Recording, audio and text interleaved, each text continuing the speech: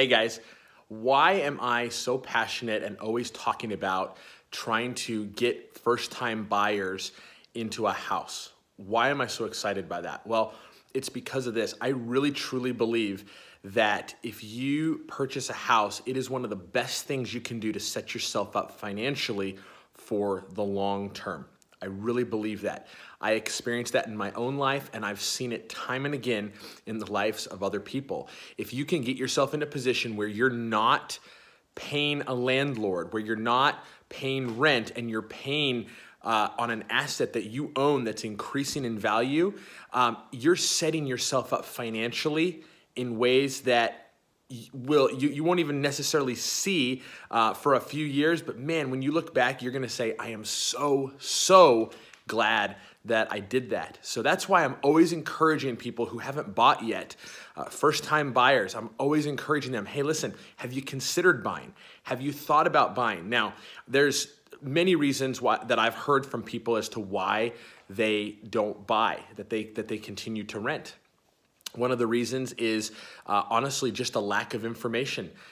They don't know what it takes, and the whole idea of buying a house sounds so intimidating. It sounds so big. It sounds like such an adult thing to do that it's just a lot. And so I think a lot of people are overwhelmed.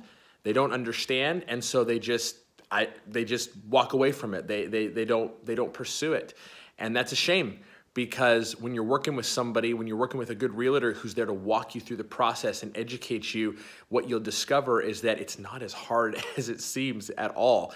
And really, when you understand the process, when you understand it, it's really not intimidating. It's actually really fun and liberating. It's great to own something that you live in. It's great to own the thing that you go home to every night and sleep in, all right? That's number one. Second reason why I hear people, not interested in buying or their concerns with buying has to do with not having enough money down. I think there's a misconception that you have to have thousands and thousands and thousands of dollars put away before you're qualified to buy a house. That's not the case, especially if you're a first-time buyer. If you're a first-time buyer and you have a good amount of money saved up, a few $1,000s, there's a great chance that you're able to get into a great house, okay? Third reason why people wait and don't buy is because they're trying to time the market. They're trying to buy at the lowest possible point on the market. And I hear this a lot from people. They'll say, hey, I'm interested in buying, but I just want to wait and see if the prices go down.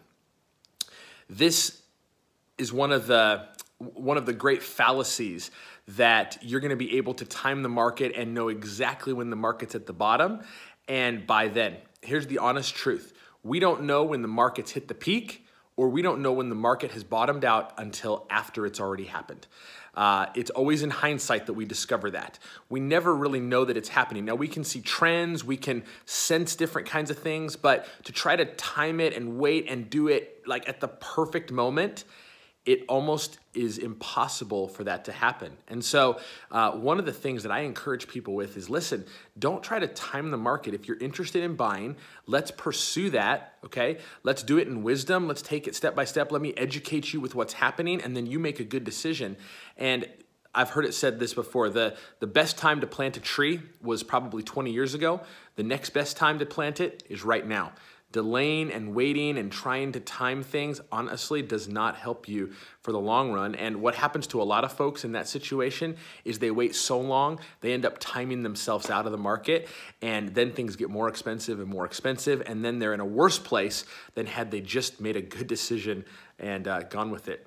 Another excuse that I hear, and this one I want to take a minute to try to settle, is I'll meet with people who are renting and could buy, but they're concerned about their lease. Well, I've got another year on the lease, so I just think I'm not going to look right now. I just think I'm not going to take the time to do it. I'm going to wait a year, and then I'll start looking then.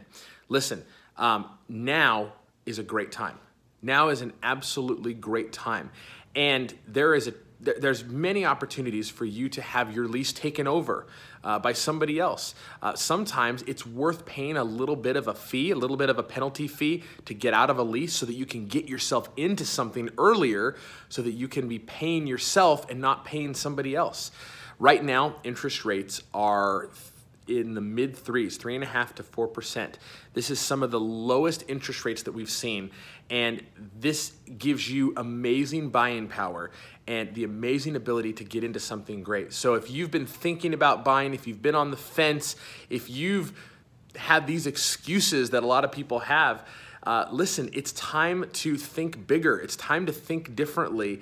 And it's time to really look at setting yourself up for the future financially in a better way. And I really believe this. There's no better way to set yourself up financially for your future than to wisely purchase a property and start paying on an asset, start paying on something that you own versus paying somebody else. So if this is something that is of interest to you, if you have more questions about this, I would love to talk with you. Let's chat. Let's chat. I want to talk with you. I want to help you walk through this. I want to help you win in your finances. We'll talk soon.